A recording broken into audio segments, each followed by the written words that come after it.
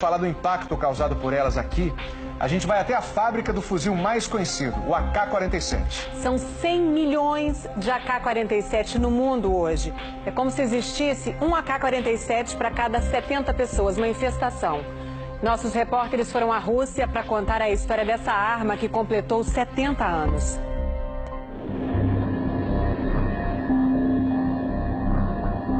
O cogumelo de fumaça tinha 18 quilômetros de altura. A explosão de Hiroshima matou em torno de 150 mil pessoas. A outra em Nagasaki, perto de 75 mil. As duas bombas atômicas fizeram menos vítimas do que a AK-47.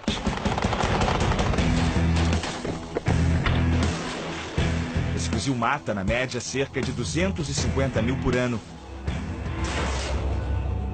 A de automática, K de Kalashnikov, sobrenome do inventor, e o ano de fabricação na União Soviética, 1947. A AK-47 é a senhora da guerra, a arma mais letal e mais produzida da história. O livro dos recordes estima que haja 100 milhões no mundo, uma para cada 70 pessoas. A AK está no colo dos fortes, dos analfabetos, dos ditadores e das crianças soldado. Ela é a arma de mais de 50 exércitos nacionais, de guerrilheiros, de terroristas.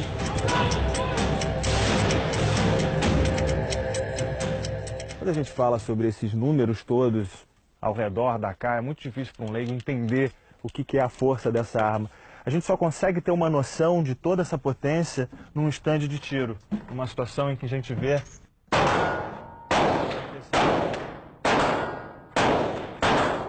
a Kalashnikov pode disparar um único tiro ou entrar em modo metralhadora. São 10 tiros por segundo, calibre 7,62 por 39 milímetros. Alcance efetivo de 300 metros. Só ao lado dela a gente percebe o barulho, o cheiro da pólvora, o deslocamento de ar que ela provoca. Você duvida? Então olha de novo. Repara no papel atrás de mim se mexendo sozinho.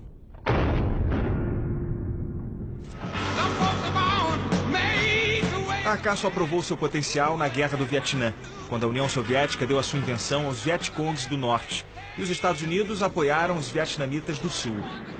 Os fuzis das duas superpotências mundiais ficaram frente a frente, o M16 americano e o AK-47 comunista. A arma dos capitalistas era mais leve e mais precisa. Autoridades americanas chegaram a zombar das Kalashnikov. Mas a M16 sofreu naquele terreno pantanoso. Começou a emperrar. A AK-47 não. O guerrilheiro carregava a Kalashnikov na água suja e ainda assim ela atirava. Ao derrubar um Vietcong, os soldados americanos ficavam com a arma dele. E os países comunistas fizeram fila buscando o fuzil. Quem nunca usou uma arma, atira com AK em minutos de instrução. Pequenos grupos ganharam um poder só antes visto em forças armadas. Essa simplicidade permitiu que o fuzil marchasse pelo globo e aparecesse em bandeiras. Em Moçambique, os pais deram aos filhos o nome de Kalash. Os Estados Unidos contra-atacaram na propaganda. Os americanos cresceram vendo a AK-47 na mão do bandido. A Kalashnikov é o segundo produto russo mais famoso, só perde para a vodka, mas já inventaram uma vodka no formato de metralhadora. Mikhail Kalashnikov nunca enriqueceu por causa da arma mais vendida da história ou da vodka. Ele não tinha patente desses produtos. Mikhail era um dos 19 filhos de um casal camponês. Ele começou a trabalhar aos 7 anos, um menino que desmontava todas as fechaduras que via. A Segunda Guerra canalizou esse espírito inventivo para as armas. Como mecânico, Kalash desenvolveu equipamentos e impressionou o exército. Ele ganhou uma posição no campo de teste soviético, numa cidade secreta. Ijevsk fica a 900 quilômetros de Moscou. Há 2 séculos, esse lugar fornece as armas ao exército russo. A cidade era fechada a estrangeiros até a década de 80. Ninguém podia dizer que trabalhava na fábrica da Kalashnikov. Dentro dessas paredes, a produção é intensa e o espaço monumental. A AK é montada manualmente.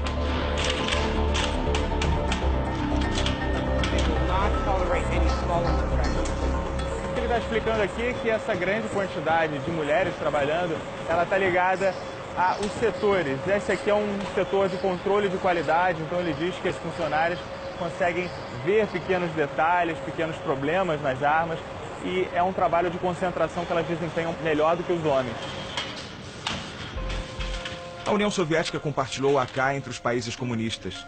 Mais de 10 ganharam licença de produção.